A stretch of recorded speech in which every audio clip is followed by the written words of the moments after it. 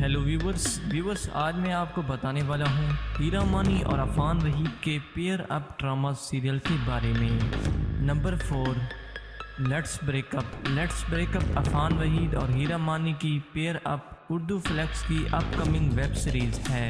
Number 3 यूँ तो है प्यार बहुत 2021 का हम टीवी का लेटेस्ट ड्रामा सीरियल है जिसे आलिया बुखारी ने तहरीर किया, जबकि इस ड्रामा सीरियल की लीडिंग कास्ट में अफान वहीद और हीरा मानी शामिल हैं। नंबर 2 गलती 2019 का एयरवे डिजिटल का पाकिस्तानी रोमांटिक ड्रामा सीरियल था जिसमें हीरा मानी ने जायरा का रोल प्ले किया जबकि अफान वहीद ने साद का रोल प्ले किया, जबकि इस ड्रामा सीरियल की कुल एपिसोड 25 हैं।